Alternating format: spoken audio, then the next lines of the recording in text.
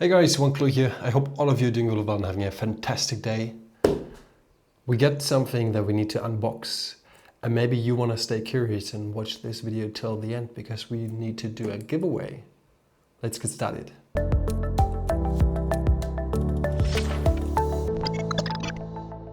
Alright, as you can see, we do have the BitForge. The BitForge Nano is a collaborative work between a very good friend of mine, or two good friends of mine, and myself. It's developed by Clear90, me, WantClue, and the heatsink and casing is designed by the Solar Mining Co. or Duncan or IMGPO, however you want to call him. And this is produced by DTV Electronics. And we have the full package. That is how the BitForge looks if you do purchase the BitForge Nano from the store. And we want to unpack it, check out what is inside. I want to give you a couple hints and tricks that you might want to need or that you want to take a look on. And then maybe we do a giveaway. I think we need to do that. Let's swap over and let's unbox this puppy. So here we go. That is the packaging. On the side we do see the logo of DTV Electronics, we see the bitforge.info page, we see my logo here on this side. Obviously the BitForge Nano is an open source product, so basically every manufacturer could produce that if they want to. But this here, the BitForge Nano, is a really special collaborative work, I'd say, between a couple good friends of mine, because we had a mission. This project, BitForge Nano, started like over a year ago, and we developed it over a really long course, probably even too long. It should have been released half a year ago, but we had some issues and personal things. And as always, with things that you just develop when you do have time, it takes a little bit of time for them. So let's quickly open that up. And here we go. The standard edition is the BitForge Nano in its 3D printed enclosure, and it is out of a material that is heat resistant, so that is really good out of the way. There is also a new version, the Ghost edition, that you can receive if you're hopping over to the shop of the Solar Mining Co. But today we want to take a look on the BitForge Nano. So we put it to the side. This is the top packaging. We do get a small instruction page with lots of different languages and instructions on how to use it. And on the bottom, we do get the power supply.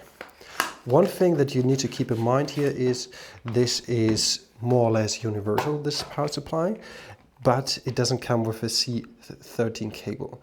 These cables are usually pretty normal, I'd say, in a household, so that's the reason why we decided to not go with putting it in the box, because plenty of you people will have one or two laying around, and if not, they don't cost that much.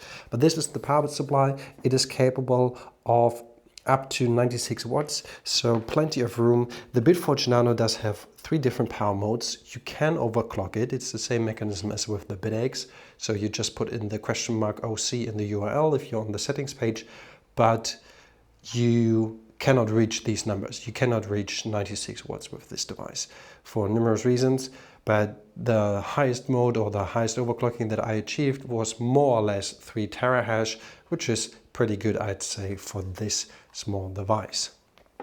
So now let's take a look on what is in here. Obviously we have a giant heatsink in there. If you just juggle it around here, there's nothing loose.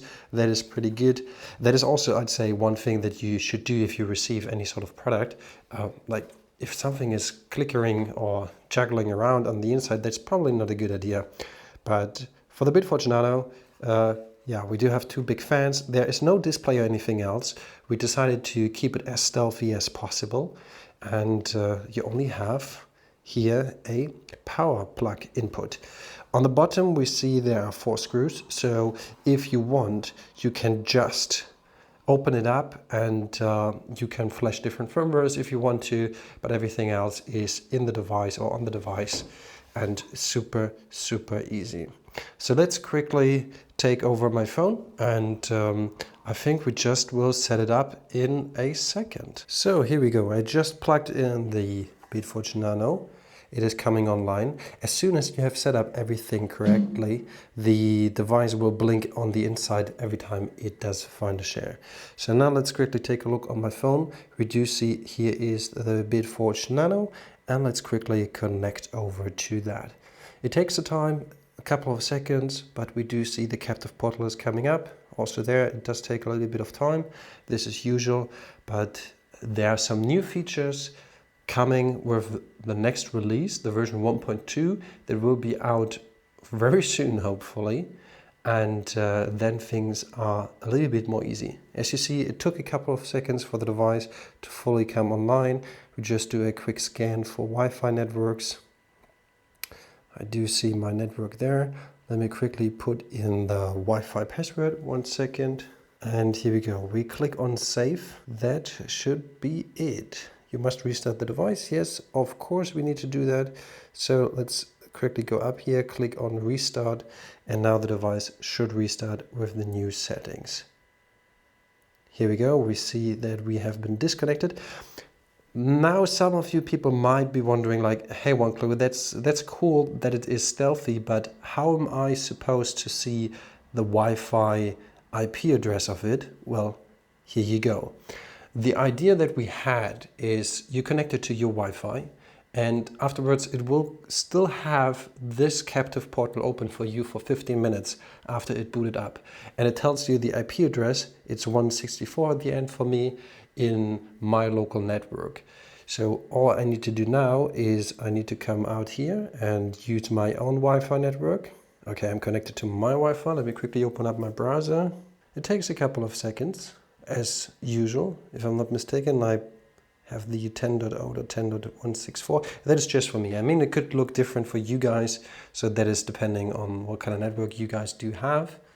Here we go. Now we are on the page, and we do see it is booting up immediately in the medium mode. So it's not overclocked out of the box. There is a default address and pool in here. This has been done because the manufacturer needs to test the device, and afterwards he's just resetting it and sending it out. That is totally normal. So I really recommend to you guys to just come over to the pool settings here and just change the pool and the Bitcoin address or whatever you want to use there, because in there it's just a testing Bitcoin address, and you should actually change that. But what is about to say about this device? Well, I think for the unboxing, that is actually it. What I like to do instead of using the web interface is using the app Hashlink. It's a brand new app developed by me, and we can easily add in a device. If I put in the IP address of it, I can just add the device to it. It should detect it in a second. It said there Bitaxe, but it is a BitForge. You need to update your BitForge to the latest version that is currently out there, which is the version 1.1, and probably this weekend there will be the version 1.2 out there as well.